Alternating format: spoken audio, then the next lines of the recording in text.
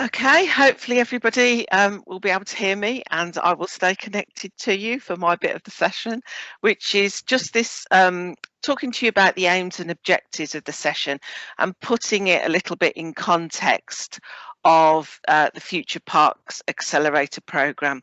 So I'm Debbie Needle and I'm the community facilitator. And just to go through these aims and objectives for you. So the naturally, oh, there we go. There we go.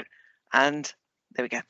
The Naturally Birmingham Future Parks Accelerator Project. So we want you to know a little bit about that, but that's going to be really brief at the beginning. How the project wants to develop ways that young children in Birmingham can better be connected to the green spaces in Birmingham. Making plans linked to early years. Getting confident in moving your activities outdoors. Biodiversity in education. Wildlife and early years, the ecology of the natural world on our doorstep, ideas for improving outcomes for children using your settings outdoor environment, so you don't have to go any further to start off with than just stepping out of the door, valuing nature, forest schools activities, what are the threats to the natural world and how can we help and why this is so important. Next slide, please. Okay, so I started off when we were looking at doing a webinar, looking through all sorts of different places, and on Twitter I came across this tweet that said, "I teach outdoors as often as I can," he said, pointing to a long tradition of outside learning that includes open air lectures by Aristotle. You remember when you were a student in a classroom staring out of a window? I just figured, let's go to the other side of the window. And it's just as simple as that. Moving from inside to outside is that very first step that we need to take. Next slide, please.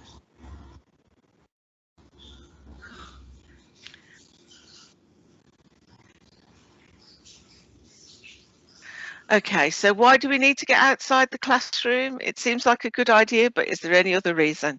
And here's a quote from David Attenborough that says, "In times of crisis, the natural world is a source of joy and solace. It produces the comfort that can come from nothing else." So do we have a crisis? Could you click for me, Sam? So we've got a climate crisis to start off with. We have also got a biodiversity crisis. And to top it all off, we have got the COVID crisis. So I think you can agree that we don't want to start on too much of a downbeat note, but we do have a few problems going on. But the natural world is there for us, and it's always there for us. And that's the brilliant part of it. Next slide, please. So what's the Future Parks Accelerator Programme? Well, in Birmingham, we have 591 parks and green spaces, all very different. You can see on the map that at the top, sort of left-hand corner, that's Sutton Park. And if you haven't had the chance to visit it, it's a fantastic place to visit. It's a SSSI and a National Nature Reserve. But all through the rest of Birmingham, you can see those blue lines of the waterways, and you've got little specks and patches of different colour green. So there is green space throughout Birmingham, although we know that the big natural parks are not evenly distributed. It's about getting confident in using whatever green spaces you have. So we won a place on a new initiative that was looking at the future of parks and green spaces. And it was realised through that programme that we needed to engage as many people as possible at every point in their life with green spaces to protect the green spaces and help people benefit from the effects of being connected to those green spaces. So it's the first project of its kind in the UK. And it's designed to help councils find sustainable ways to manage and fund parks and open spaces across entire towns and cities. Through the FPA project, we want to ensure green spaces are available to everyone across Birmingham while focusing on 4 key areas, which are housing, children, jobs and skills, and health and well-being. Next slide, please, Sam. Okay, so we have got some support in having this idea, so it's not just our own idea. Or we've just got a little bit of background noise. If anybody isn't muted, if you could mute yourselves, please, that would be great.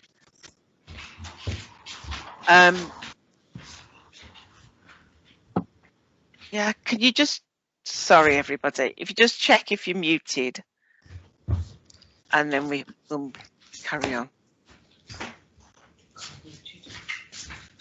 I think somebody's away from their computer. We can hear somebody moving around. Sorry. I've muted them now. Okay, thank you. Sorry, Sam, I know you can't do everything at the same time. It's very kind of you to do that.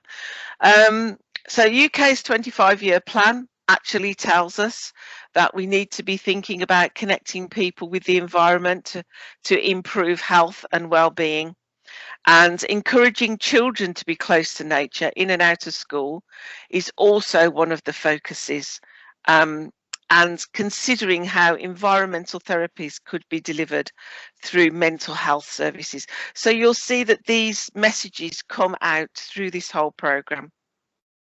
And we call the programme Growing Together, and Hamira, who is the director of the project, was with us on the last session, and on the Eventbrite advert there's a little video of her and her son Isa planting a pepper seed, and she's actually now got a flower on her pepper plant, which she's very proud to show us. And in the time that we started planning these webinars and we've got to where we are now, that pepper plant has grown from a seed and produced a flower to make the next pepper. So although we've got a 25-year environmental plan and all sorts of legislation that encourages us and gives us the confidence that we're doing the right things, it's the simplest of acts that we can focus on to be able to get us connected in the first place and growing together. Next slide, please, sir. So in the project, in the children's pilot, which there's a site which is Dorbury Fields Park, and although a lot of our early work was in Dorbury Fields Park, we are now actually starting to roll out the things that worked well across the city. One of the things that we looked at was, should we have a showcase of green spaces as part of children's education through daily use of parks to enhance learning? Should we trial a wildlife wellbeing week? Well, unfortunately, when COVID happened, the plans of getting everybody out and about changed, and we came back to this digital setting and brought everybody together online. But hopefully the rest of the presentation will give you that feel of what is out there waiting for us and what you can experience every day. We've also got a mentoring a park ambassadors program. We'll talk more about the park ambassadors a little bit later on, but we want that increased community involvement, and we want everybody to be involved in delivering opportunities for children and taking advantage of the opportunities for very young children to get involved, and families. Next slide, please. Okay, so this is where I hand over to the early years team, who are going to take us through the wonderful world of nature and everything it offers us. Right, thank you very much. Zena, I hope you can hear. Sorry, I was just looking at the chat box. We had a lady that couldn't hear. Thank you ever so much, Debbie, for that introduction. My part and Teresa's part really is making this sense to us in the early years. There's some wonderful information. We've got so much to share with you, but we are going to try and make it succinct. So the first part of this, for us as early years consultants, which is our main job, Teresa and I, advising and guiding yourselves through inspection registration, is to actually see what part of this are we doing or should be doing already. So Debbie's put together these wonderful slides and we're very grateful for that. And on this very first slide, you can see, Sorry, Sam, I forgot to say move forward, but you're already there. We're so used to doing this. Thank you. You know, this is about really what we're working with the EYFS. And that very first slide shows and tells us that growing together, integrated early years, children and young people's green spaces delivery is a mechanism. It's all part of what we're working through. And citizen engagement, because children are citizens of the future, with green spaces needs to start as early as possible. And if we truly want to deliver environmental justice in Birmingham, everyone, every child from day one needs to be involved.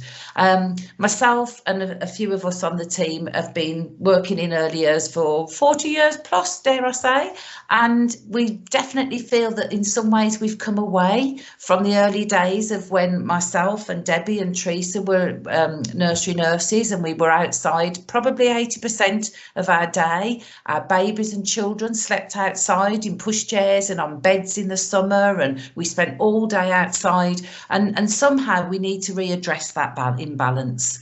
But what is actually there, folks, that you should be, you may have forgotten this, you should be working with already. So I'm just going to quote from a few paragraphs in the EYFS, the Early Years Foundation stage, that you can go back and make reference to. As Sam said, you will get a copy of this presentation, so hopefully it will remind you if you've forgotten by then. So firstly, we know, this has come from the statutory framework, that children learn and develop well in enabling environments in which their experiences respond to their individual needs, and there is a strong parent partnership between practitioners and parents and/or carers. So that very first comment about developing well in enabling environments, it actually means both indoors and outdoors, folks. And I think, you know, we talk about enabling environments when we talk about language rich environments where we're stimulating children language, we talk about cozy comfort places, but what about the environment of nature? What do we do in our own settings that really engages our children within those environments? And it also goes on under point 3.58 to say providers must provide access to an outdoor play area, or if that's not possible, ensure that outdoor activities are planned and taken on a daily basis, unless circumstances make this inappropriate, for example, unsafe weather conditions. And I'm going to say at this stage, everybody that knows me hears this so many times, there is no such thing as unsuitable weather, only unsuitable clothing. The one exception that I think we may say to this is extreme fog, where obviously we wouldn't encourage you to take 20 children out in a very foggy and difficult situation. But for most of the time, folks, it's not just about being out there when the sun's out, it's being outside with children clothed appropriately. If we lived and worked in Scandinavia, that would be snow and ice for 12 months of the year.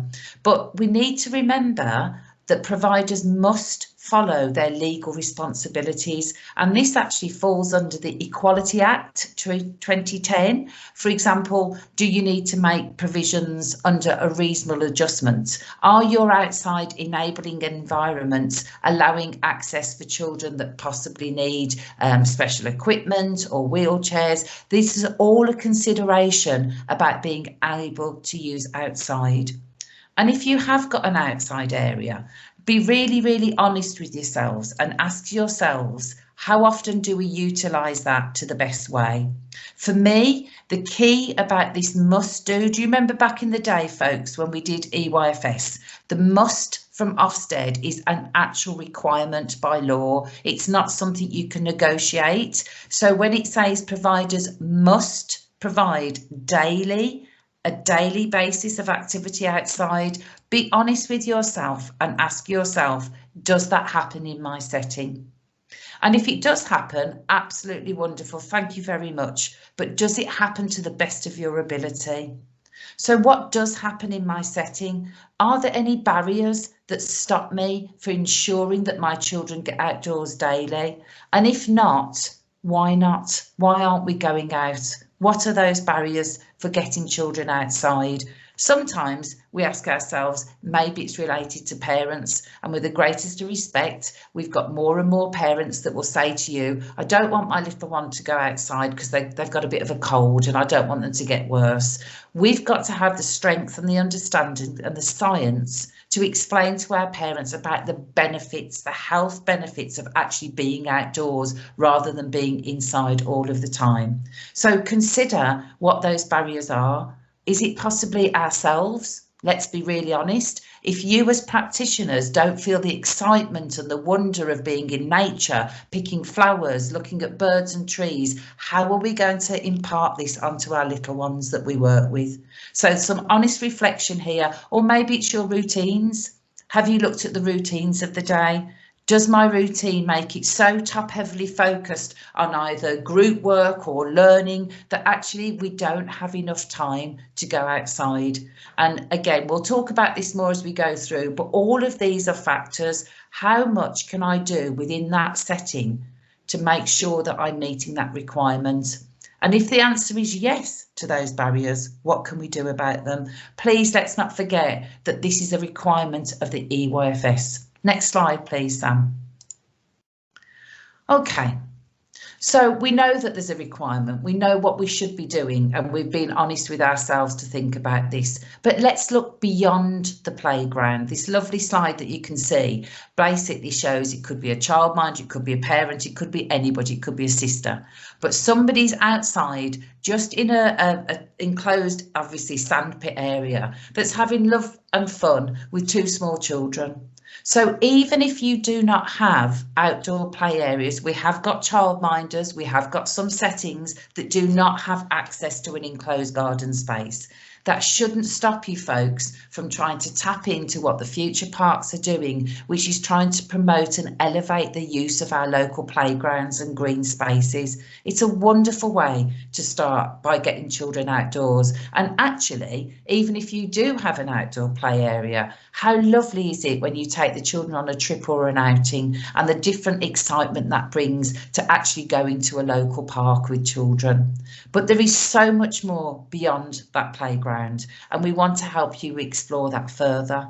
So we are going to put in the chat box. We've got some really, really good sites on the BCC website, which will help you locate and find parks and green spaces in your area. It's very similar to the map that Debbie was talking about in the first slide. So please do check out that. As I said, we'll put it in the link for you. It's called, obviously, Playgrounds and Open Spaces in Birmingham. And depending where you are in the city, there is sure to be a green space for you to access. Next slide, please, Sam.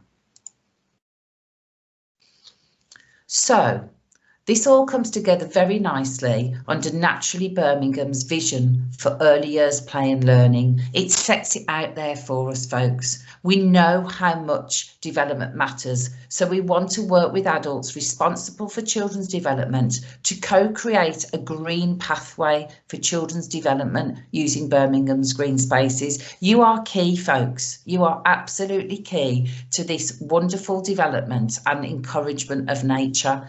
I remember once watching, I think it was David Attenborough, and we talked about the fact that if you do not engage children in the love of nature by the age of 7, it's very difficult as they get older in life to recapture that. So you have got the most wonderful task with these very small children to be able to help them through this. So again, let's have a look. The characteristics of effective teaching and learning. This should not be new to any of you. I'm sure everybody today is, and hopefully working well with this, because it's all in the guidance for us. And this slide will show you that obviously it talks about the different areas, the 3 particular characters that will absolutely enhance your children's learning. And Debbie, again, thank you, very cleverly dropped the word outside. If you can't see it too clear at the moment, folks, you will definitely be able to see it when you get your presentation. But that whole meaning of being outside under the characteristics, again, develops what yourselves and Ofsted, I'll make reference for Ofsted, but I will say we're not doing this mainly for Ofsted. We're doing all of this wonderful work for the children of tomorrow, but Ofsted obviously is a consideration for yourselves under your inspection and regulation model. So the characteristics of effective learning, which is page 10 on your statutory framework for the early years foundation stage, looks at the planning and guiding of children's activities. And again, we have that word must. Practitioners must reflect on the different ways that children learn and reflect these in their practice. So it's telling us, it's helping us that the 3 characteristics of effective teaching and learning are playing and exploring, which means children investigate and experience things and have a go inside and outside. Active learning, children concentrate and keep on trying if they encounter difficulties and they enjoy their achievements. That happens outside just as well as inside, folks, absolutely. In fact, sometimes more for some children. And creating and thinking critically. We allow children to have and develop their own ideas, and they make links between those ideas, and then they develop strategies for doing things. So actually, it is again a matter of how am I implementing that for the children in my setting? Is that done in a really creative way? And how do I meet those areas outside? What am I doing to allow children to do that? So physical development involves providing opportunities for children to be active and interactive. When you take children outside, we could talk for hours about just standing back and observing the way they run, the way they move, the way they investigate things, and they develop their own coordination, control and movement. This is so much better achieved outside, particularly for boys, which I'll talk about later, because of the freedom that the outside allows children to do. So children must also be helped to understand the importance of that physical activity and to help make healthy choices in relation to food. And again, we'll go through that in a later stage, because it's very, very important that we look at all the different aspects. Being outside isn't just about running and letting off and dealing with those physical, but actually, have we ever tried thinking about growing? And I'm sure that most of us do, and we've all grown cress, watercress. It's one of the most standard basic things that we do with children. However, how about going a bit further? How many of you have grown carrots or potatoes or strawberries or tomatoes? You know, we really want to develop this understanding that some of our children honestly still believe that everything comes from a supermarket wrapped in plastic. We need to address that. And the excitement, folks. Yes, do your cress. But actually, if you grow potatoes and a few other vegetables, whatever it might be, you can actually have a whole planning section for a term I would advertise and say from the growing of a seed to the planting of a seed, to pulling up carrots and potatoes and other things that children have grown themselves, then taking it into your setting, the washing, the cleaning, then preparing a meal, and the absolutely satisfaction and wonder for those children from that one tiny seed that now becomes a meal in front that they're sharing with each other is wonderful. So please think about this, making healthy choices. It's not just the food that you serve to the children, it's helping them understand the wonderful creation of where food comes from.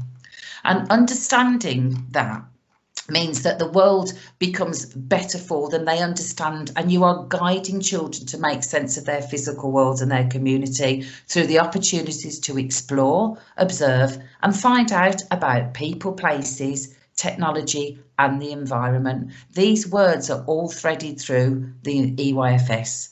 So the world itself, what they're asking us to do is to help children know about similarities and differences in relation to places, objects, materials and living things. And this then incorporates animals, trees, nature, birds, insects.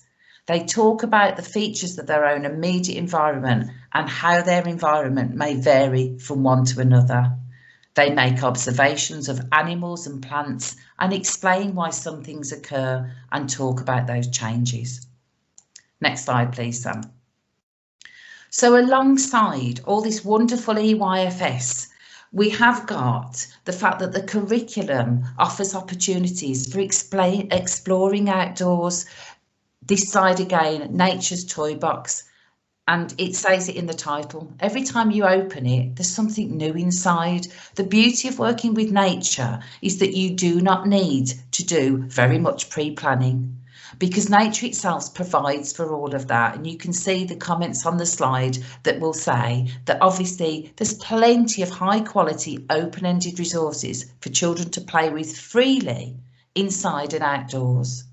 And we provide these different resources like pebbles and shells and natural materials to allow children to explore by feeling and touching and talking and discussing how wonderful when we look at the different shapes of shells and feathers from birds. That is itself a planned activity, folks. You don't need to do much else but look at it and ask a child, wow, what can we see in this feather? What colours can we see? Story times is quoted, and having props from nature that can help expand children's understanding so it becomes a real sensory experience. The bear hunt springs to mind. Every one of us, I'm sure, is familiar with that. And the beautiful activities that you can do within your settings and outside to bring that to life. Children love stories where they can reenact and become those creatures.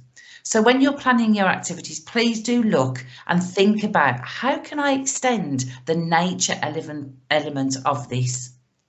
And nature provides us with resources that are great for construction. Leaves and twigs and barks from trees, pebbles, mud, sand, grass. I could go on and on and on. A bird's nest. If anybody's ever found a bird's nest and discussed that with children, it's so exciting. So these are just some of the objects, and in a way it's a semi-natural setting like a garden or a small park with trees where children really can explore and use their own choices when they're running around and picking things up and lifting up a log to see what's underneath. So sometimes it's good to have a backup of props, for example, when you're storytelling, but often nature can provide us with the natural props. We can talk about the swishing grass and the mounds to climb and the holes to look in. Become that excited narrator that helps children understand. Next slide, please. Dirt on my shirt and leaves in my hair, a beautiful poem. Not sure whether everybody's familiar, but actually that illustration shows it all, folks. If this was me, I'd have that up in my nursery in every room that I was working with, because again, we're talking about trying to come back to the effects of how the positive effects of nature and being in nature and being outside has on our children. And this is one for those parents that worry about why children get dirty. Bring in old t-shirts, bring in the roughest clothes that you've got, but please allow our children to get so engrossed in that play that it doesn't matter if they've got mud on their shirt, because every time they're doing that, they're learning. Look at that little one's face. That could be a photograph. So, you know, let's get past this. There are possible times when we need to be careful and do a risk assessment, but most of the time we should be out there encouraging our children to take those opportunities. And all you've got to do, folks, is observe those children. Watch and note about the weather. Talk to them about the weather, share your understanding and what they think is going on. You've got a whole year's curriculum planned by using the weather in those changes. So if we look for incorporating how the children understand the seasons and weather in their play, we'll be doing them a great service. The changing seasons and the changing weather offers endless opportunities to experience the same setting differently. This means that every time you step out, even if you take the simplest walk to a garden or park, you can offer something new to look at. And when you're outside making those steps, don't be afraid to ask yourselves those questions. What is different? What do I need to be looking at that I can explain to the children that will enhance that? Because the nature and the scenery of nature will do that for you. Next slide, please, Sam. So, how can I do this in a way? I know I need to be outside more. I know I need to get myself engaged and excited about all that learning because it's helping me and it's helping the children I'm learning with. But the one thing I would like to say to you is about trying to follow or use a child-led, sometimes called in the moment planning, because this is one of the best ways for you to engage and keep children engaged in what they're interested in. And it's very easy, really. I mean, we've got this lovely picture of Sam's first day at preschool and Sam sitting out in a beautiful green space, but you can see already that even just by using an illustration, we've got leaves, we've got butterflies, we've got different types of creatures going on, and we've got the ability to watch what Sam may or may not be interested in. A lot of children are interested by nature. They go instinctively to want to look at things, and if it means that picking up worms and looking at earwigs isn't your things, then please work together to get past this. You don't have to necessarily pick up the worms yourself, but show an excitement in it, because those little creatures have got so much that they can teach us about the whole world of recycling. So by watching a child's interest and following it, especially when they're outdoors, it has a huge impact. I will mention boys at this stage. Some of you may have done the Brave Boys training. Boys in particular, not exclusively, but particularly for many of our boys, they learn better outside. Boys have a different sensory approach to learning. Boys need big spaces and big movements. I'm sure all of you could put in the chat box, you know, memories of being with boys, and quite often Teresa and I, as early years consultants, get consulted about we can't do anything with our boys, they've all got ADH, or they won't sit down, or they won't this and that and the other. And Teresa and I will go into a setting and we always do observations, don't we, folks? So we will sit back with the practitioners and just watch. We'll watch what's happening in the room, and 9 times out of 10, those boys that people think are unteachable are the little ones that are stood at that window in that first shot, looking out, signalling to the adults behind them, that's where I want to be. Please don't meet me sitting side and expect me to sit down with a pen and a pencil and start writing at 2.5, 3. Those children are primed to be outside. So actually experiment with this. Take the children outside, boys in particular, make it exciting. Let's be superheroes for a day. Let's put some capes on and have a little bag with some rulers and some pens and paper and measuring. And I promise you that once those little boys are outside, are engaged in different play, let's talk about bridge building. How can we make a bridge across this pretend river? And let's get some bricks. The boys will then start, without knowing it, to do maths, because they'll start to measure the bricks, they'll build things, it'll fall apart. It's a completely different environment. So please, folks, I can't stress too much that being outside actively changes some children's learning, and you will have better behaviour and you will have calmer children and more focused children. So that in the moment planning means the child's spark is there. So what do we observe that the child shows they're really interested in? Then what can we add as a teachable moment? What do you notice as practitioners, and how can you extend that learning? And then afterwards, we can think about documentation after the play and that moment has been extended, because at a later date, you can document it. But the best way to make sure this happens is following those children's excited leads. Next slide, please, Sam.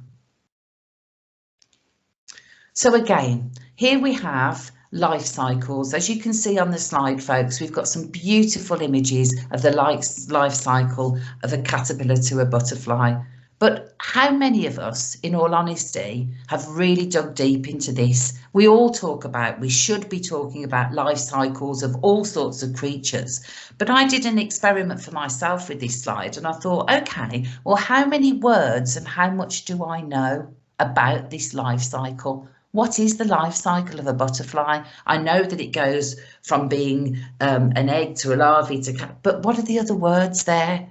So did you know that butterflies have 4 life stages? Some butterflies have what's called 4 generational cycles each year. And the life cycle of a butterfly includes the egg stage, the larva, or a caterpillar state, the pupa or a chrysalis state, and the adult butterfly state. So already my mind is thinking, actually, there's a little bit more in there that I probably would have thought about before. Again, how can I extend this to be interested for the children? And those 4 generations are actually the 4 different butterflies going through 4 different stages in 1 year of their life until it's time to start again. So we could break this learning down in a very gradual way and really help children explain and explore this. So if we wanted to push it on further, how about looking at it in detail and breaking it down so that we know we have complete metamorphoses? Wow, what a word to be using, metamorphoses. And this is what we should be doing with children, folks, shouldn't we? We should be extending that language, extending the learning. We're working very exclusively at the moment with speech, language and communication, those of you that may have done the welcome training with us.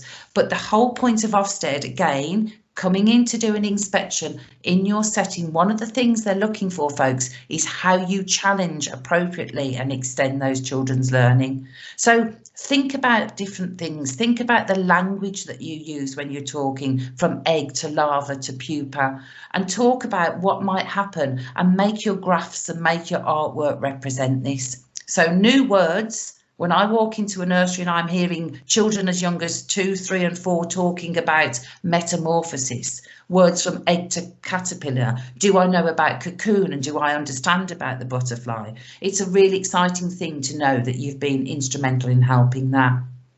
Tissues, limbs and organs of a butterfly, and a caterpillar have all been changed by the time that pupa is finished. So even there again, we're digging deeper. We're talking about tissues and limbs and organs. Yes, of course we are, because children can and will understand this.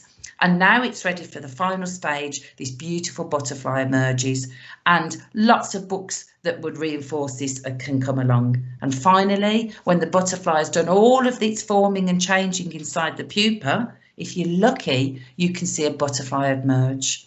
Some of you out there may have worked with what's called the butterfly layers. You can buy them online, folks. I really recommend them. And basically, it's a kit that you can have that, you know, literally you get the pupa and the larva, you pop it in and you watch butterflies emerge, and then you can release them with children. Absolutely wonderful. Thank you, Sam. Next slide. Same again here, folks. We've got another lovely slide here, which is 4 pictures. How many of us use these? You know, visual prompts are so much better than lots of words. OK, so most of us will look at a picture and be able to understand something. But how much extension do we do? I have to say, I love the dog with all those things attached to his collar. He's lovely. So with this, I might have this in my nursery, but how much of this around seeds and growing, again, have I looked at? So by looking at nature and how it grows and develops, whether it be flowers and seeds or trying to grow other things with children, taking the time to look at the process and slowing it down, as I said, and discussing how things grow brings an element of excitement that, as I said, is different from other activities. It can be grown and, as I said, harvested. We talked about growing our own food and cooking with the children, and that shows a complete cycle. And this is about that cycle of life that nature provides for us and helping understanding what's happening in nature.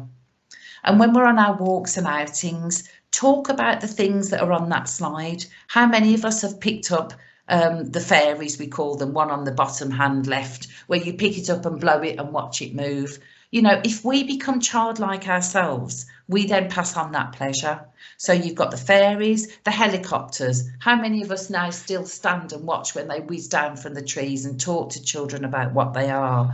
And the floating, you know, we talk about things in nature. They float, they drop, they move. Again, you're extending language all the time. So please, when you're on your walks and outing, folks, take time to discover these natural resources, bring them back into the setting and see just how much extended learning you can take. OK, I'm going to shut up a bit and hand over to my colleague Teresa. But if there's any questions about this, if anybody's got any comments or anything you'd like to ask at this stage, please do. Thank you, Debbie. Hungry Caterpillar, one of the classics to deal with this. But if there is any questions, please don't, worry to ask. Oh, thank you. burdock seeds on the dog's ears. Brilliant. Thank you, Teresa. Okay, Sam, can we stay on this slide just for 1 minute? Oh, no, or go back. Okay. It's just, I wanted to share, because those slides have really reminded me of something that I was reading at the weekend. We never shut off, do we?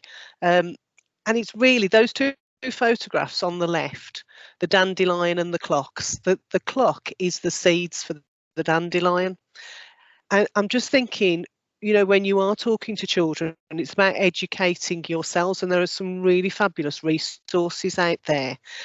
And that little yellow flower is one of the most important flowers that we've got in this country, because it's the first food for those bumblebees. And we know at the moment there's a crisis with bumblebees, don't we? The yellow pollen we sometimes see on bees is actually the pollen from the dandelion, and there are some amazing facts about those seeds. So that little seed head on the bottom left, the seeds can travel for up to 5 miles before reaching the ground. They're not weeds, they're actually flowers.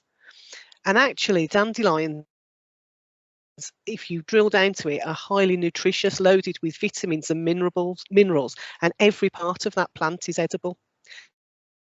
They're also really good for your lawn. So if you've got them in your garden at home, keep them there because they help to fertilise your grass.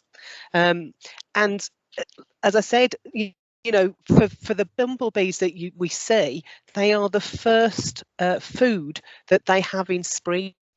So don't, you know, pick the dandelions. Teach your children not to pick them, so that the bumblebees have those food in the beginning of spring.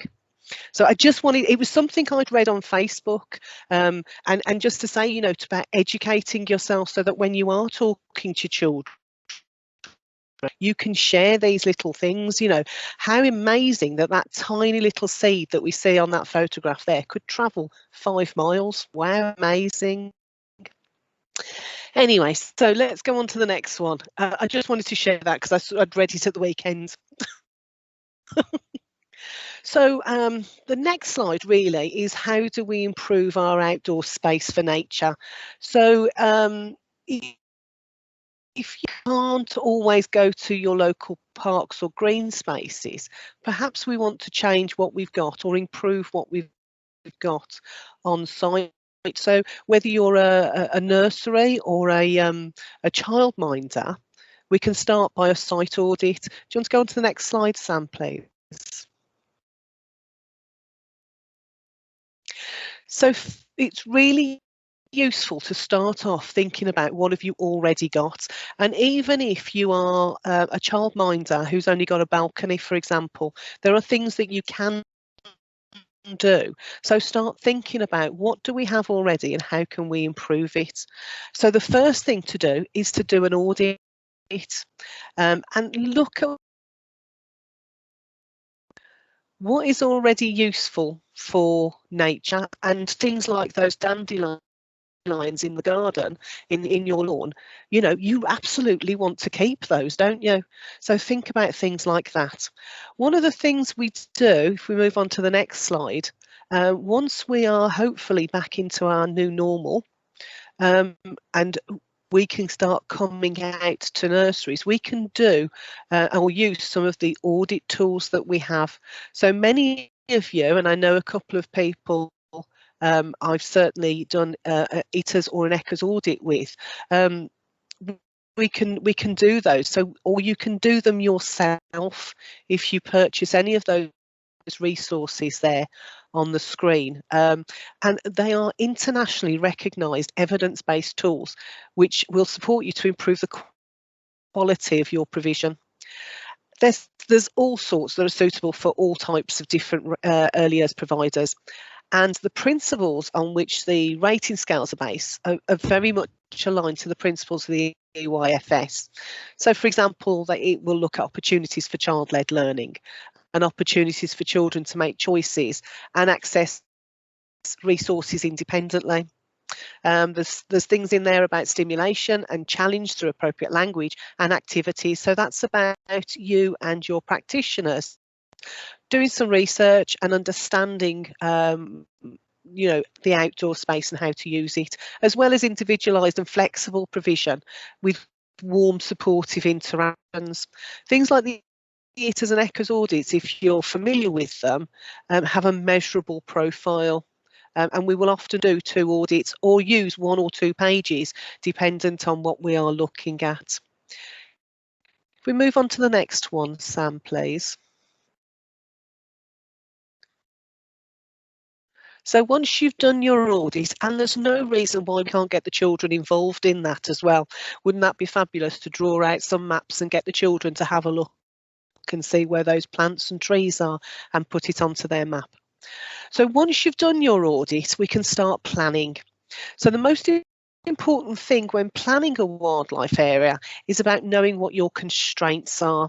So those can be the size of the area, if you've got a balcony or if you've got a huge, great garden. Sometimes those constraints can be quite daunting, can't they? What funding have you got available?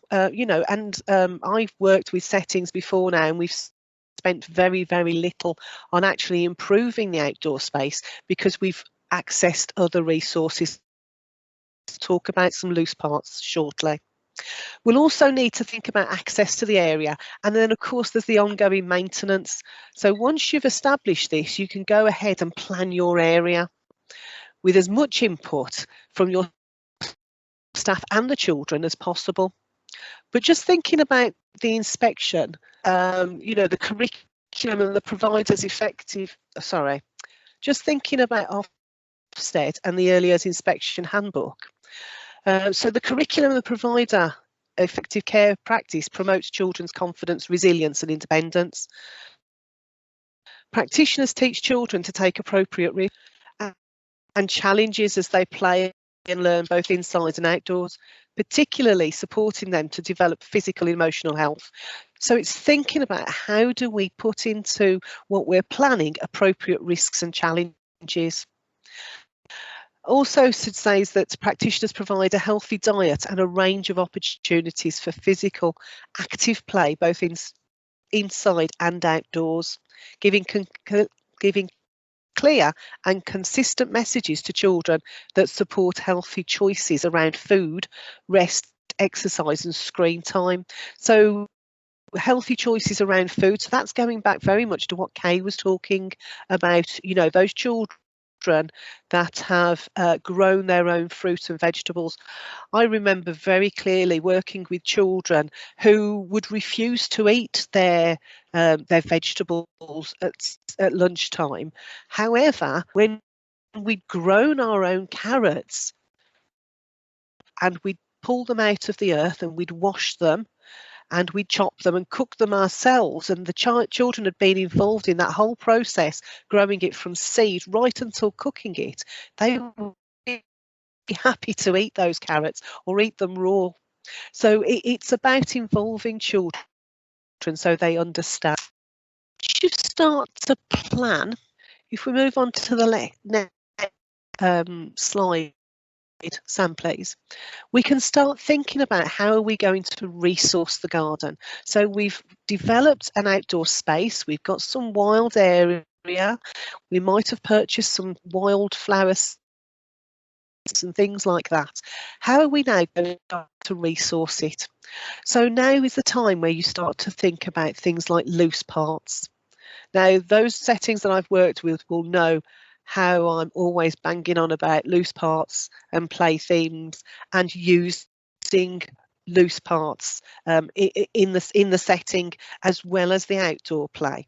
And if we think about loose parts, you know, if you think about something like a stick, yeah, a stick is not a stick, it's a wand, it's a shovel, it's a horse, it's a telescope, it's a ski pole, it's a walking stick, it's a paintbrush, it's a fishing pole, it's a tickling stick, it's a stick man. It's anything you want it to be. So let's look at loose parts. So, early childhood theorists and pioneers over many years have been staunch advocates of the benefits of young children playing outside, accessing mud, sand, water, and spending frequent and prolonged times in nature. So not popping out in the garden for 10 minutes or a quick walk around the park and back again, but spending prolonged time outdoors. And the expansion of outdoor nurseries is continuing this tradition and is actively supported by government.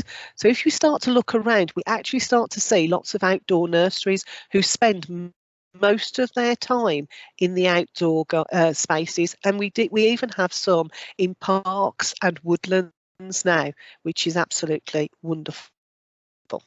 And there is a long-standing tradition of using household items for play, so such as tools for gardening and woodworking, and tinker tables where children can experiment. I remember years ago when I was in a nursery myself, we always had a tinker table that children could play with. And for the very youngest children, we had treasure baskets of simple objects such as wooden spoons and cotton reels, which babies and young children can explore with hands and mouths. We've also got many education approaches such as Steiner, Waldorf or Montessori, which advocate the need for real experiences in order to acquire life skills, which play with a variety of loose parts in those approaches. And this is where natural environments such as woodlands or outdoor space can provide boundless loose parts, and we're going to see some absolutely fabulous photographs shortly of some really useful or great ideas for outdoor play. And they can be more play possibilities than any artificial play place or tarmacked garden. However, these places can be enriched by loose parts. So a collection of loose parts is endless. In a practical sense, the kind of things that tend to make up loose parts include things like natural resources like straw, mud, pine cones, or building materials. And we're starting to see a lot more of things like planks and pallets in nursery, aren't we? That children can access and move around and change the environment or change their play as they want. And that scrap materials like old tyres and offcuts of guttering, you know, I'm seeing lots and lots of things like that in nursery now, which are used for all sorts of things, you know, from watching or pouring water or from climbing on and balancing, which is, of course, a huge part of physical play. But also think about some of the naturally occurring and even disappearing phenomena like water, ice. You know, I'm starting to see more ice in the environment. Snow, I mean, you know, as soon as it snows, children want to get out there and make their snow angels and snowmen and all sorts. But just thinking about those 3 different stages of water, shadows, you know, there are some fabulous activities and play that you can do with shadows. But think about cobwebs, you know, those cobwebs, and especially in the first morning where you've got the dew still on them, but even dappled light and rainbows, you know, can be part of your loose parts and your open outdoor you know, environment. So thinking a little bit more about loose parts, but putting it with some play themes that we might be aware of. And these are particularly relevant to play work, but can very easily transfer into early years. Think about themes like adventure. Now, adventure is seeking out the unknown and stretching those limits of possibility. They're about children taking calculated risks, anticipation, discovery and invention, where they're creating spaces like shelters, security, hiding, and even secret places where children can take refuge. Think a little bit about prospect, which is height. So children will like often search out high places, looking at views and outlooks, surveying the landscape and mapping out their areas. Paths and journeys, the need for exploration, mapping out an area in many ways, finding shortcuts and even secret routes and tunnels, but knowing the local area so that children feel safe in their own environment and making their mark on the landscape. Another area might be hunter-gatherer activities, and this often translates into things like searching, finding and collecting, stashing or hoarding items that they find, where children have time to invent and play games like treasure hunts, or even traditional games like hide and seek and foraging, where children collect and use natural materials like bushcraft skills and even fire and tool use. And I know fire makes people very uneasy, but we have a fabulous slide later on of a child that has built his own fire and how he's resourced that. I won't spoil it, but it's a gorgeous photograph of fire. So animal allies, and this is about personal connection to wildlife through direct experience. So creating places to hide and watch wildlife, and that's so important that children can just sit and watch the wildlife, or discover when they turn over a piece of rotten wood or something, or the local park or forest, and discover all those creepy crawlies that will come running out once you turn that rotten piece of wood over. So that's a really good resource, is to just gather together some old logs or pieces of wood and just stash them in a corner of the garden and allow them to start rotting down. And those then become a fabulous home for all those bugs and creepy crawlies that children love to explore and squeal and just enjoy them. We also have imaginative narratives with stories, imagination and fantasies. And this is about making sense of their world through fantasy play or even small world play. And creating stories and accounts of experience that connect themselves and deepen friendships and relationships between each other and the places that they play in, which then creates memories and reaffirms order and meaning for the child. And then we've got rituals, which are deliberate, ceremonial or meaningful. Children will often... Oh, thank you, Kay, for putting... Kay, just putting the loose parts booklet into the chat, which I would urge, and I do urge every setting I work with to download it, because it's a fabulous resource. And lots of these things are so cheap or found, or you can get your parents on board to help you to resource them. Sorry, going back to making rituals. So these are deliberate, ceremonial or meaningful actions. Sometimes they'll have metaphysical or transformal intent, where they're invented and participated by the group or even individuals, which celebrate events, places, and they can then feature through art, music, dance and role play. So let's move on to the next one. So that's a little bit about loose parts, and please do have a look at that booklet. It's really useful. So if we move on to the next slide, which is some of the resources that you can use when you are planting. So we've got some wonderful ideas there, very simple wooden boxes or even buckets, old bowls that you've got from the kitchen, colanders, anything like that. And can you spot on the top left there, I'll give you the clue, that's a shoe tidy that's become a hanging planter.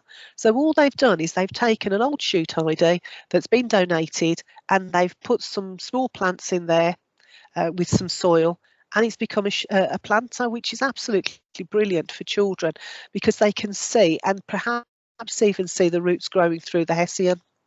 Let's move on to the next one. So again, this is about making space for nature. So in the top left there, you can see talking about when you are developing your outdoor space. So all that is a pile of bricks and wood and some roofing tiles that they've put together. And that has now become a fabulous bug hotel. So you will see bugs climbing and crawling all over that and flying in and out of the holes in the bricks. You ladybirds, bumblebees, flies, all sorts, as well as those bugs that you see crawling around in the rotten wood at the bottom there. If we move across to the middle photograph, that is a very small water. So water can be a very calming element in a garden, and I know lots of people are very concerned about having water, but consider something that's very small like that you can still grow plants and some very small water lilies. You can get different varieties, but if you get the small water lilies, you can even use something like a small bucket to have water plants growing in there, and that will again encourage wildlife into your garden. And then of course there's bird boxes that we've got there top right, and then making things like fat balls with the children. There's lots of things online that you can have a look at that will support you in how to create or make fat balls. They're very, very simple to put together, and then you just hang them out for the birds in the winter for them to eat and to get them into the garden. And again, going back to what Kay was saying earlier, you can talk about the life cycle as those birds start to inhabit your bird boxes, and you know, we get the fledglings and the smaller birds coming out. And then of course there's the growing boxes bottom left. Getting some boxes and planting some fruit, some vegetables or fruit trees in the garden, and then you can talk to children about it. You know, I remember being in one nursery in the middle of Sparkbrook, and they had a fruit tree in the back garden, and the children were absolutely, you know, they really enjoyed looking at the fruit as it developed, as it became ripe. And then when they picked the fruit and shared it at snack time, it was, you know, it was a real life cycle for children to kind of look at and understand and acknowledge that, as Kay said, fruit and vegetables doesn't come ready prepared, ready washed in the supermarket in a plastic carrier bag. And then we've got that bumblebee in the middle there, sat on the, that's a flower, not a dandelion, different sorts of dandelion, collecting, so talking about the importance of those bumblebees. Without bumblebees there to fertilise our crops, then we won't have, you know, the food that we need. So it's about explaining to children and acknowledging and understanding how important nature is to us in our life. And then lastly, thinking about, as we're developing our outdoor space, thinking about somewhere that we can sit and observe. So this last picture is just a small bench that children can sit on very quietly and watch what's going on. So they might be watching the bumblebees coming and go, they might be watching the birds flying into the bird nest. They might even be listening to water as it trickles if you've got a small fountain or small water feature that you've made safe. You know, of course, we'd always say risk assess. They might be just the skill of being able to sit quietly and listen. If we think about things that we're trying to do in Birmingham at the moment around speech, language and communication, being able to sit quietly and is a really good skill to support with language acquisition. So if we move on to the next one then, please, Sam.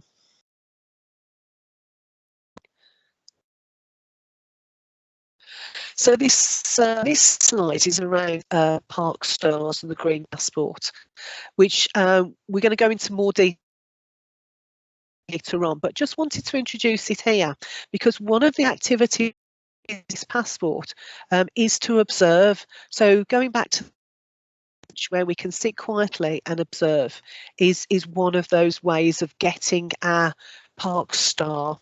And the wonderful thing is, even if we can see wildlife or we're not in a green space, we can still conjure up images of the natural world in our imagination.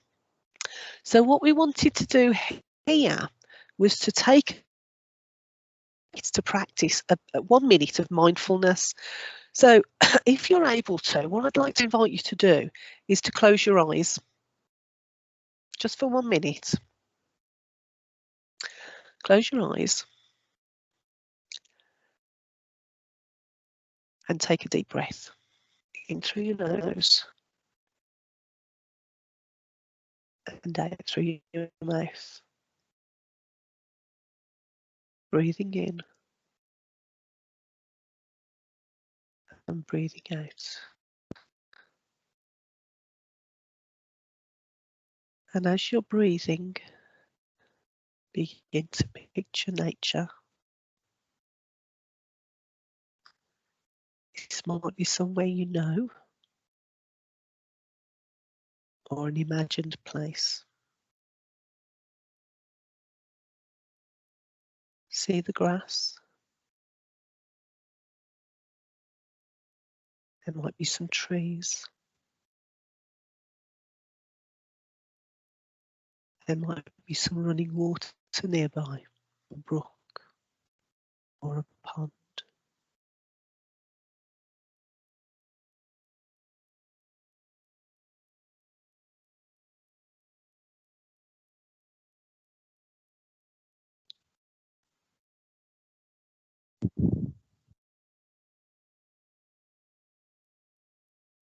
Okay.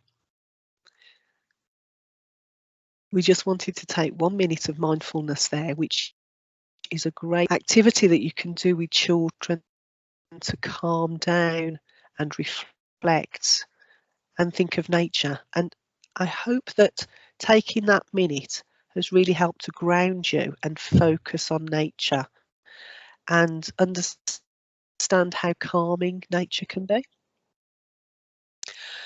Okay, take a deep breath and we'll move on to the next slide.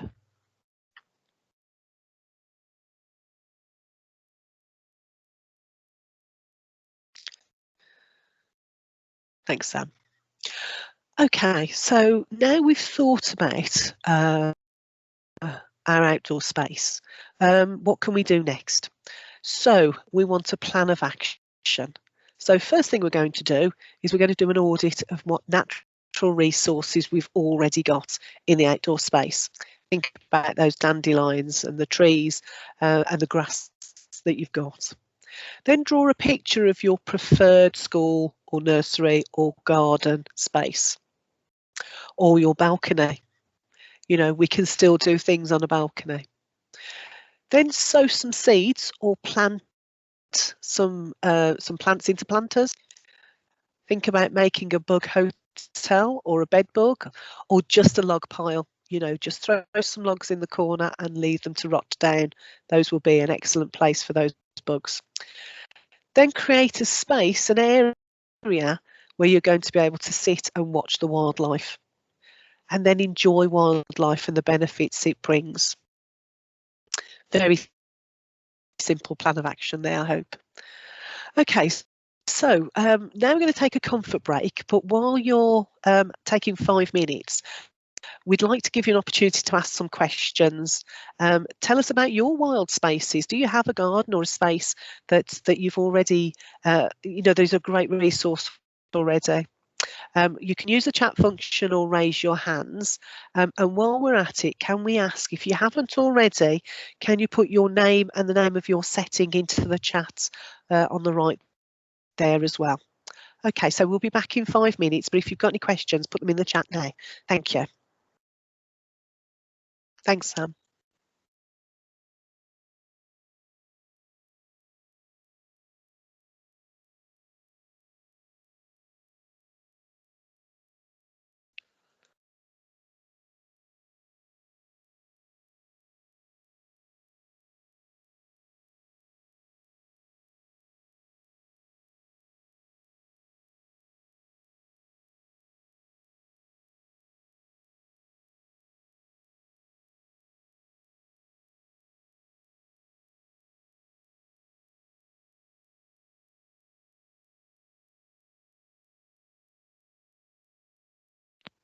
Hi, Fiona. I think your hands went up. Did you have a question for us? Comment? I would just like to say I haven't got a chat box function, so can I just give you my details of where I'm from? Absolutely. I think hopefully Kay's still on the call, and I know she was making a note for us. Yeah, that's great. Thanks, Fiona. Where are you from, Fiona? And I'll write it down. Yeah, my name's Fiona Walsh. I'm from Mini Springers Nursery. Right, lovely. Is there more than one? Is there more than one mini? No, there shouldn't be. Mini Springers, Moseley, Sparkhill. Lovely. Fiona, thank you. And Baljic, Kelsey. Right, okay. Right, let me just write that down. I'll put it in the chat box, but we'll follow it up, Fiona. We'll make sure that we get the presentation to you. That's great. Thank you. Okay, thank you. We also have Joanne Wallace with a hands up.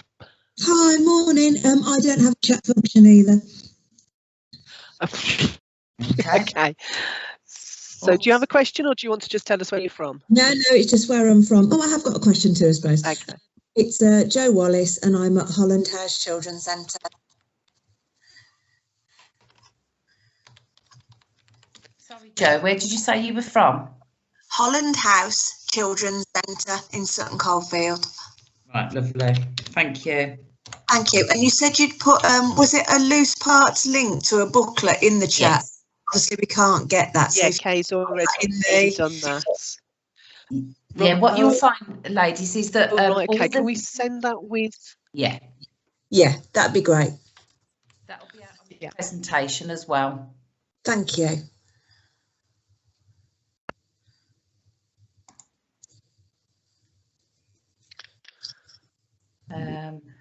Fiona, I'm sorry, Fiona Walsh, I forgot to get the other lady's name. It's Baljic, Kelsey. Baljic, Kelsey. Thank you very much. Sorry, I can't get no problem. I can't get the hand down now, so I don't want to ask anything else. Okay, don't worry. Thank you.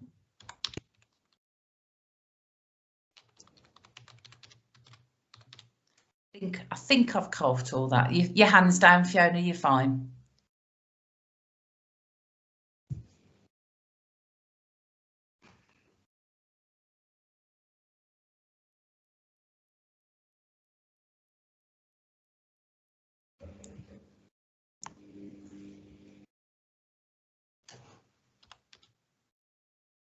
We have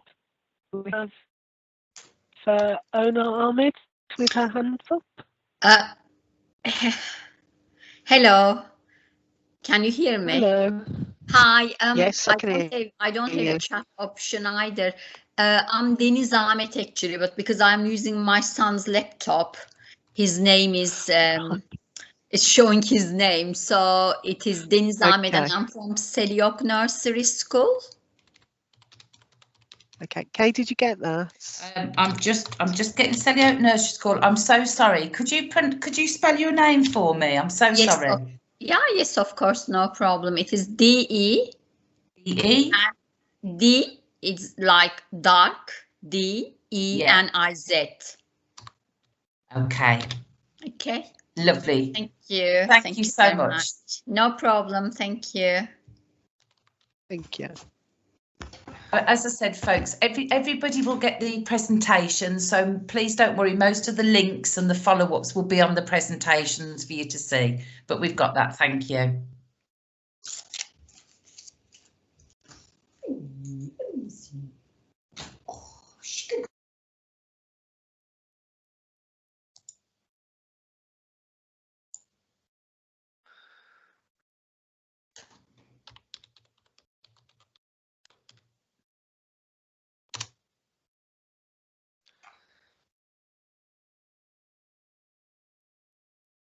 Start again.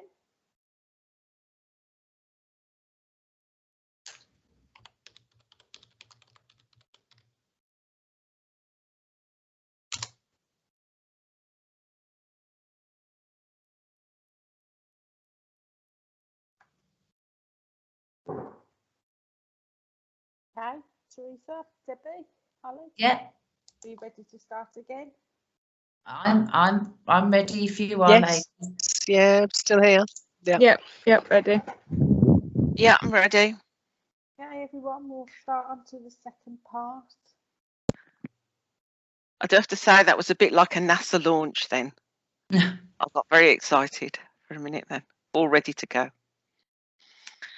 Okie dokie, everyone, thank you so much. We're going into the second half of the presentation now. We've had a look at what you can do in sort of to bring outside inside. We've had a look at just stepping outside your own door and thinking about your own setting. And now we're going to take you a little bit wider into some of the, I had a little tingle of excitement then when I said that for some reason, a little bit wider, going out into those green spaces all around Birmingham. I think it's the anticipation of spring and the hope that we'll all soon be out and about much more. So let's get started. Could I have the next slide, please? Okay, so after that moment of meditation or mindfulness, I thought we'd bring us sort of back into the room with a bit of poetry that is also about taking some time to look at things. And Sam's just going to click through some images for me as I read this poem out to you. So, what is life if, full of care, we have no time to stand and stare? No time to stand beneath the boughs and stare as long as sheep and cows. No time to see when woods we pass where squirrels hide their nuts in grass. No time to see in broad daylight streams full of stars like the skies at night. No time to turn at beauty's glance and watch her feet and how they dance. No time to wait till her mouth can enrich that smile her eyes began. A poor life this, if full of care, we have no time to stand and stare. And that's the trick, really, just being aware of all of what nature offers us all around us. But there is another bit of a trick, which is actually finding these green spaces out there. Next slide, please, Sam. So we're going to have a look now, and Holly's going to help us think about what do we need to prepare ourselves to get out into parks and open spaces that are all around us. This is a picture, I just have to say, of Dorbury Fields Park, which is almost looks idyllic, and it's looking from a resident's garden. And that line at the bottom with all the colours on, that's actually her fence. So that's her fence, painted all those colours with all the wonderful ornaments on it. And she's looking out onto Dorbury Fields Park. There's nothing much better than that. But Holly's going to tell us some of those special places, how we feel safe in them, and the sort of things that we can do. So I'm going to hand over to you, Holly. Thank you. Thanks, Debbie. Good morning, everybody. My name's Holly. I'm a park ranger at the Lickey Hills Country Park. I'm going to talk to you today about why we in the Ranger Service have such a commitment to community engagement, getting children outdoors, how we can help you feel safe and able to take the children that you work with into outdoor spaces, and what kinds of activities you can do outdoors. So when you think of park rangers, you might think of us doing habitat management, conservation, planting trees, working with volunteers, and we do all this, but we also do a lot of community engagement. So we do family events, we do walks, talks, children's activities. And one of the main reasons that we think it's really important to engage with children is because we want everyone to have access to nature and benefit from nature. Kay said something earlier, the David Attenborough quote about children having a love of nature by age 7. So we want to kind of create this future generation that love and protect nature. Do you mind just going on to, sorry, the slides? I don't know how far ahead they are. These ones. Okay, so sorry, go back. Back again. I think it's 2 back. Yeah, so yeah, there's loads of benefits of nature, and we want children to have access to these benefits, and we want that to be, you know, equal access for all children. We also, as a council, we want our citizens to be healthy. So on the next slide, there's just some statistics about childhood obesity in Birmingham. We know that children kind of create some of their habits by age 5. So working with children below this age, we're in a really kind of fortunate position to be able to kind of help guide them into healthy habits. So I'm going to talk about how I can maybe give you some ideas about how you can feel safe to take children outside. So if you could go on to not the next slide, but the one after. Thank you. So some surveys were done some years ago about some of the reasons why people don't take children outdoors to play and to learn. And one of the main reasons that people gave was that they don't feel safe themselves. So when we're thinking about children learning in an outdoor setting and preparing them for risk, we think about this triangle of knowledge, safety and freedom. And the idea is that if you have 2 of those things, it will kind of help create the third. So for example, if you have knowledge and you feel safe, then you'll feel free to play. And this also applies to us as adults taking the children outside. So there are certain things that you can do to kind of help yourself feel safe to take children outside. One of the best tools for this is a risk assessment. So a risk assessment is there really to protect you and help you feel safe and confident to take children outdoors. If you're from a nursery or you're a childminder, you're probably used to doing this anyway. So you might think about the place you're going, the people who are going to be there, the activity that you're doing. One of the extra things that you need to think about is kind of the natural world and natural hazards that you encounter. And you probably know more than you think you do. If you'd like to go on to the next slide, please. So the best way to kind of think about natural hazards that you might encounter, especially if you're visiting somewhere new, so a new park or green space, is to actually visit that place beforehand. So if we have schools or nurseries coming to us at the Lickies, we always recommend to them, come and visit to be able to do your risk assessment, to see what's here, you know, see what the hazards are. So some of the kind of natural hazards that you might encounter, things most of us can identify. So for example, nettles, brambles, uneven ground, things like that. If there are other things that you're not really sure about, so for example, berries or mushrooms, some of them, you know, can be dangerous. We don't want to be kind of picking them or putting them anywhere near our mouths. So one of the things that we say to children here is berries for the birds and mushrooms for the fairies. And that's basically just saying, you know, we're leaving them as they are in nature.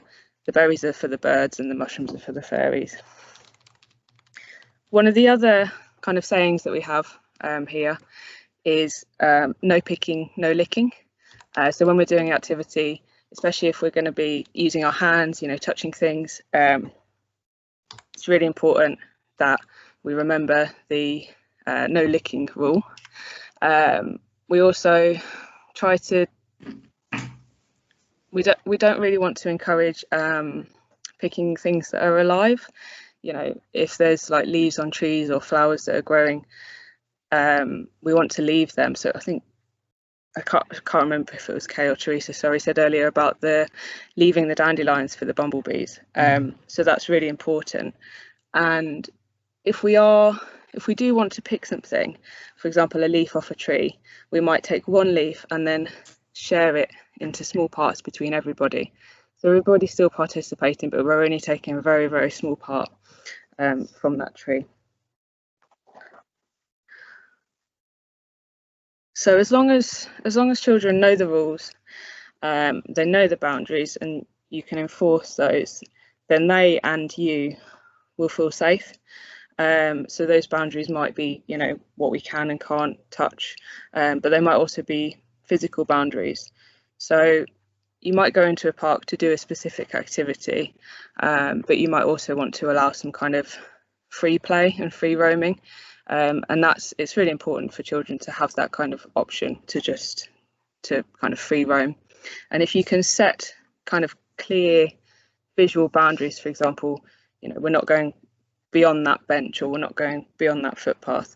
As long as those are reinforced, children will feel confident and safe outdoors. And as they become more confident, you can actually ask them to kind of think about those boundaries and set them themselves. So you're saying, how far do you think that you should go today?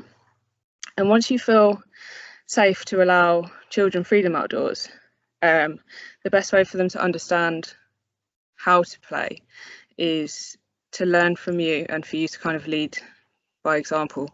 So Kay mentioned earlier when you're telling stories about being the kind of excited narrator. So it's really important. It's something we always say to schools. So when we deliver school sessions, we always want the teachers to kind of get involved, you know, really engage with us, because if the teachers disengage, it kind of gives the children permission to disengage as well, and obviously we don't want that. So we're kind of stood at the front, and you know, we're trying our hardest to get involved and have fun, and you know, we'll roll around on the ground and get covered in leaves and covered in mud. You know, we'll paint mud on our faces and we'll splash in puddles, and we do that because we want to show children that it's okay to do all those things, and it's a lot more valuable for the children if the teachers, who, you know, are role models really for the children, if they engage as well.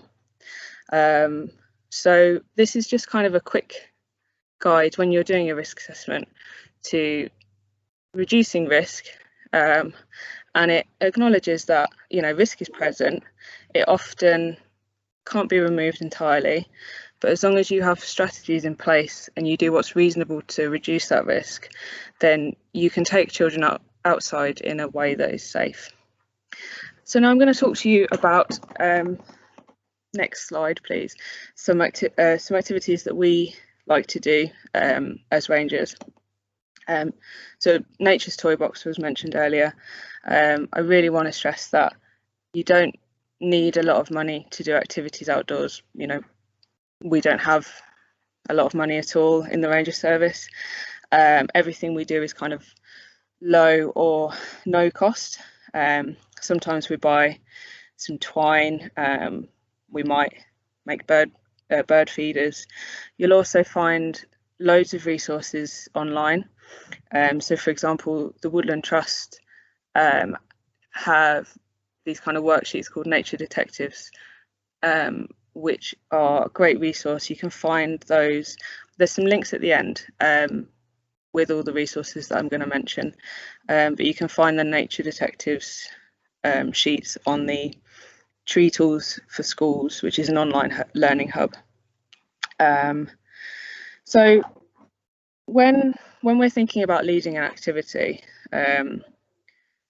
we have a plan, and that plan is kind of seasonal. So we'll plan throughout the year what we're going to do, and we might plan to do a certain activity or go to a certain place. We might be trying to find something specific or telling a story, but it's really important to be flexible within our plans. And sometimes, you know, mentioned earlier about child-led play, sometimes a session can kind of go off track from the way you thought it was going to go, but that's okay. So for example, you might be led by the weather. So I was leading a children's activity on a Sunday morning, and it was really, really windy, and there was leaves flying everywhere, and the children basically spent most of the session just running after and catching leaves, and it was great. You know, it was an opportunity to talk about movement and the weather. I had another session where I was making some mud animals, and I'll come back to that a bit later, because I love mud animals, and it's a really great activity. But I was making some mud animals with some children, and it's actually the top left picture.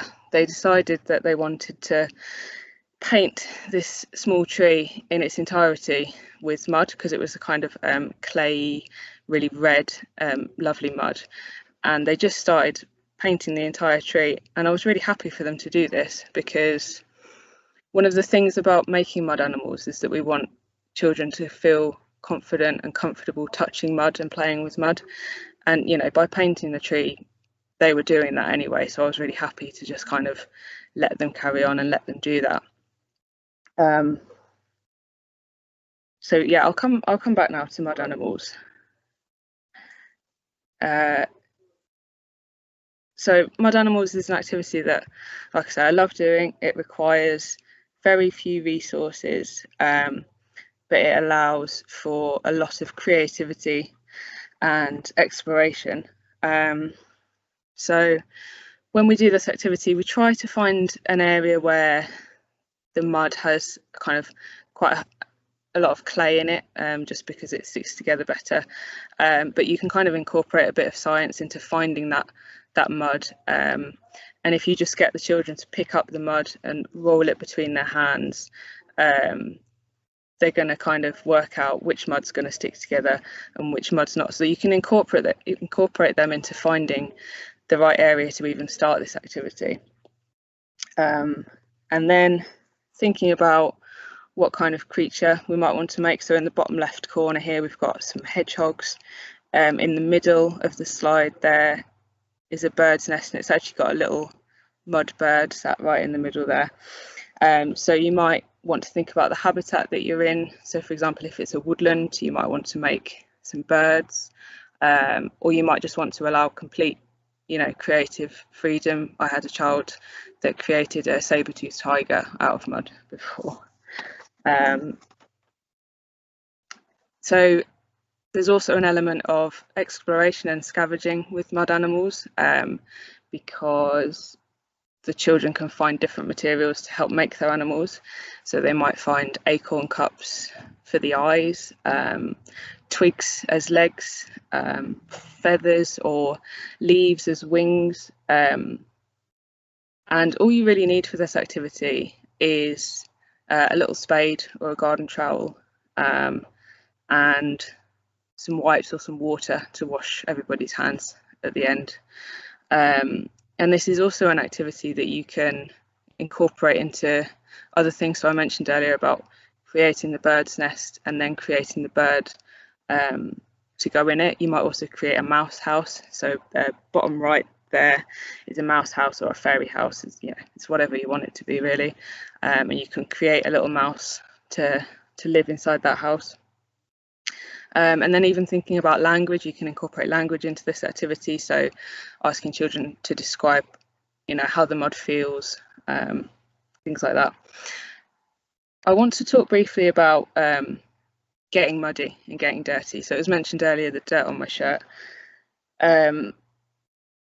It's really important for us to kind of encourage this getting muddy and to show children ourselves that we don't mind getting muddy either. So like I said, I'll paint mud onto my cheeks. We used to work with a lady who led children's activities for us, and if she had muddy hands, she would just wipe them on her trousers and she'd say, bish bash bosh, it goes in the wash. Because, you know, it does, everything washes out. It doesn't matter really at the end of the day. She would also, you know, generally roll over logs and have no inhibitions at all. And I'm not saying you have to do that, but definitely leading by example is really important. And also when it comes to things like, you know, bugs, worms, creepy crawlies, again, the way we act or react to those things can teach children. And obviously we don't want to kind of teach a fear of those things. And that's something that, you know, if I have a spider or a worm in my house, I'm really bad at kind of picking them up and putting them outside. But when I'm outdoors with a group of children, you know, I'll happily pick up a spider, I'll pick up worms. I think it's really important that children don't learn fears from us. But I think Kay said something earlier about if you don't want to pick those things up, just show the excitement, show that you're excited about that. You don't have to pick it up yourselves, but just show that you're excited about seeing that creature. And then finally, I just want to talk about some of the other activities that we do here at the Lickies, hopefully give you some ideas to go away with. So we do a regular session on a Sunday, and that's kind of planned throughout the year.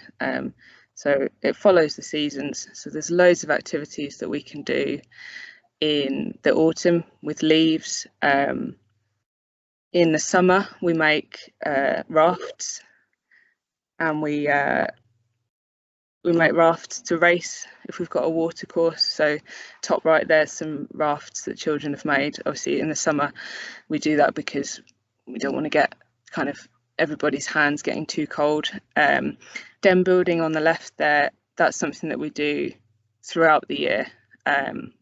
Doesn't matter what time of year. So that child there has made, he's made his fire out of leaves and sticks, so that he's used those really beautiful colour leaves to make his fire. So it's just fantastic.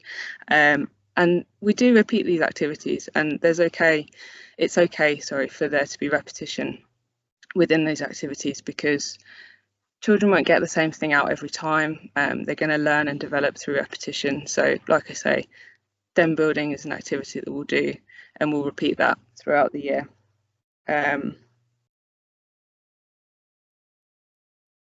Another one of the activities that we do was actually on the slide before this, was building the bird's nest. And this is a really good activity for developing motor skills, so fine and gross motor skills.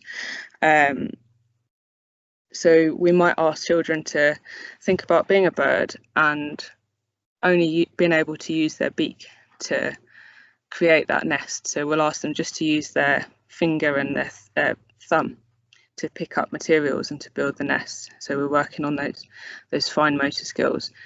And then we might even ask them to, if they're moving, if they're going to collect more twigs, that they have to flap their wings like a bird, and they can only move if they're going to flap their wings. So again, the gross motor skills. So everything you're doing is kind of preparing children and setting them up for their futures. And it's also, the nest building is a really great activity. It feeds into what we were saying earlier about life cycles. You're also thinking about what's needed for life. So for example, shelter, food, how are the birds going to protect their babies? So then that's starting to bring in kind of thoughts about empathy. And if you want to take an activity even further, you can ask children to take something away with them. So for example, take a sheet, a spotter sheet. So if you look at the Nature Detectives resources, they have these spotter sheets, which there's everything you could imagine. So there's birds, there's insects, there's trees. So you might ask them to take away one of these sheets, see what birds they can spot. This is something that they can do with their parents or their adults. You might even ask them to go away and build a nest or build a den or build a mouse house with their adults at home.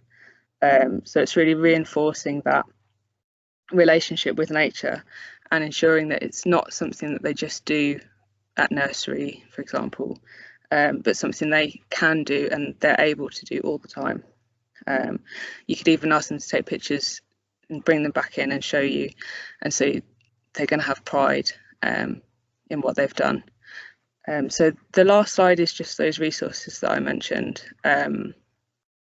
If you want to just go on to the next one. So I think the top one is the Trees for Schools, Nature Detectives resources. There's also, I've put a link into Imperial College used to do these surveys, which you might look at and think they're probably a bit too kind of advanced for the children the age that you're working with, but there's lots of really useful ID sheets. There's things like earthworms, there's things about soil. So you might be able to kind of, even if it just helps you kind of have more knowledge and increase your confidence in nature. And then the last link is something called the Wild Play Kit Bag, which is again another really great resource for you to tap into. So thank you very much, everybody. Thank you, Holly. Okay, Sam. Sorry, yeah. Do you want to move on to the next slide? Have we lost Sam? Bit of an IT malfunction. Sorry, folks. We'll get it back as soon as we can. We've done well so far. That's okay. Well, we'll keep going and see if Sam can rejoin us. Yeah. The next, Holly, we're going to send all the links out, so everybody will have all of the links and a little bit of an explanation what all of those links are for. And we're also actually going to put it onto our website so other people can access those. So the next slide was going to be, and maybe we'll get to see it. We don't want to keep it too long though, so we'll catch up. Of Holly making her mud animals, and there's actually a link that you'll be able to follow. Hooray! There we go. See, as I said it appeared. So there's Holly actually making one of her mud animals, and we'll send you that link so you can actually watch her doing that. I'm just going to whiz through the next one so we can catch up a little bit, because they are really just links to other resources that you can have a look at. Park Stars, just really quickly, this is the primary school version. We have had a bit of a conversation about what should we call the early years, and we have outed the lead at the moment is Park Warriors. Warriors for early years, because they're going to lead the way. That's a bit of a tempting taster of what you could get involved with next, and we'll send you details of that in the email where you've got all of your links. Next slide, please, Sam. Okay, so you are not on your own when you go out there. The rangers are there, they can give you advice, but you've also got things that you can access from home as well. We've got a link here to the Nature Centre, as I always knew it, Facebook page, and they have live streamed encounters with animals. There's also Birmingham Trees for Life and Birmingham Tree People who can help you get involved in looking after trees and tree planting. And we have had literally newborn babies attend tree plantings, so you're never too early to get involved in tree planting. Next slide, please, Sam. And I'll hand you back to the early years team. Thank you. Thanks, Holly. That was brilliant. Oh, yeah, I was. Have I got my mic off? Yes, sorry. Yeah. So I'm very aware of the time, so I'm going to cut this down a little bit. We were going to talk a bit here about forest schools and STEM skills, so I'll cut it down and kind of give you an overview.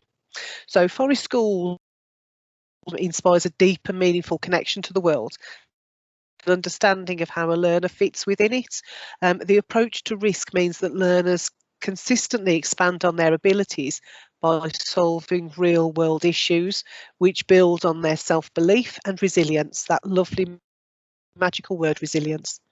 The belief is that risk is more than just the potential for physical harm, but a more holistic things where there are risks in everything we do and we grow by overcoming them.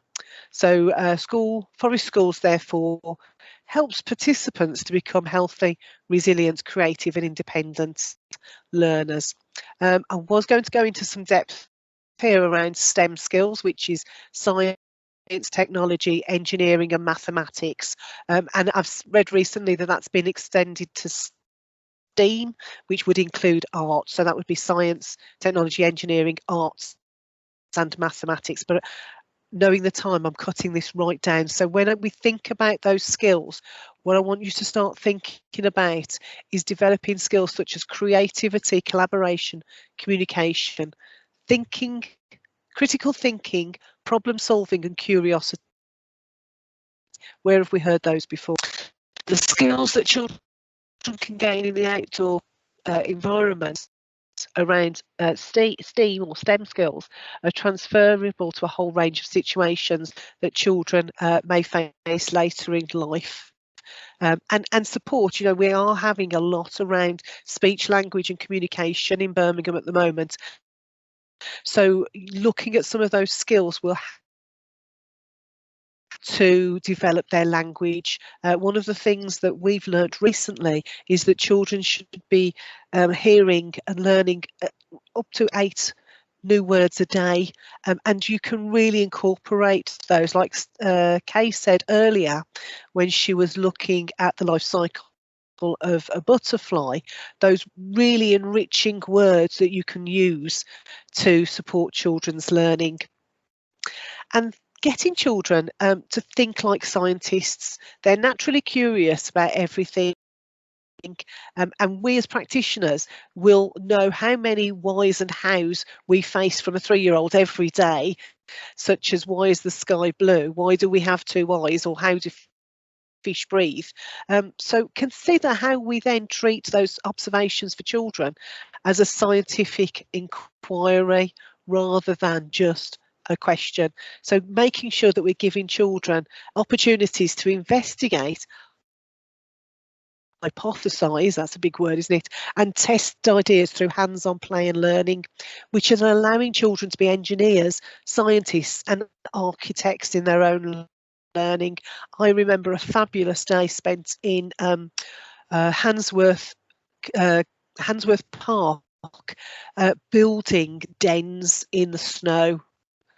I mean, that is engineering, that's creating, that is part of the STEM learning.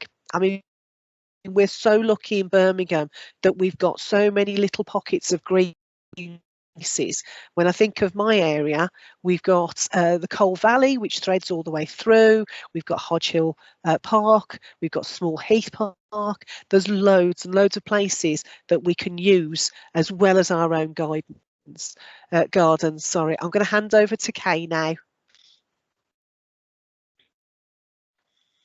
Thank you, Teresa. Just taking my mic off. Yeah. Thank you, folks. As I said, we're so sorry. We did start 10 minutes later. So for those that can stay, we just want to finish. We've only got a few more slides left. Thank you for your patience, folks.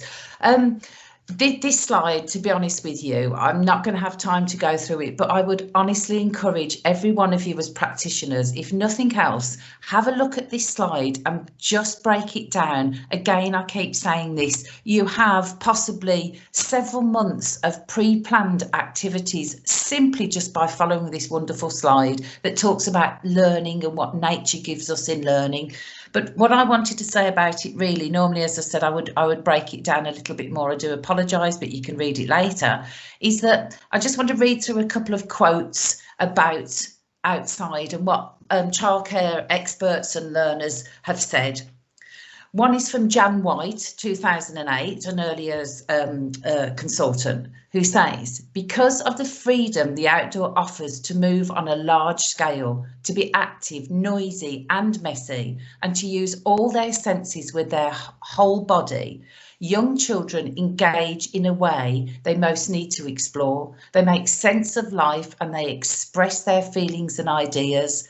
Many young children relate much more strongly to learning offered outdoors than indoors. And I think I covered that. Debbie mentioned it in her very first quote about Aristotle taking children outside. So again, just to reinforce that it is so much more beneficial.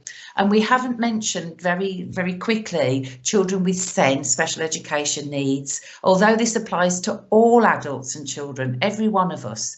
But this is particularly in reference to children with any special educational needs, as I said, and it's taken from the outdoor environment, a sensory meal or a sensory snack. And I love that expression. So even by the word sensory, if you think about our children with additional needs, so much more important touch, smell, feel is, especially if children haven't got spoken or communication skills. So just by going outside, doing what Teresa advocated breathing, running a feather down a child's skin or on their hands, letting them touch and hold and smell things is an amazing way to help develop those skills. And a study of the effects of green space upon mood and self-esteem revealed that even 5 minutes exposure generated positive effects. So with the presence of water, this increases even further. So if you can have waterfalls or water play outside. Research also suggests that exposure to greenery benefits children's ability to pay attention, in particular children with ADHD and any other disorder where, again, being indoors, being scuffled really into an environment, by taking these children outside, it significantly reduces their symptoms. And interestingly, the greener the environment, the greater the change was evident. So please do bear that in mind when we're thinking about what I said about keeping children caged inside when they will be better outside. Next slide, please, Sam.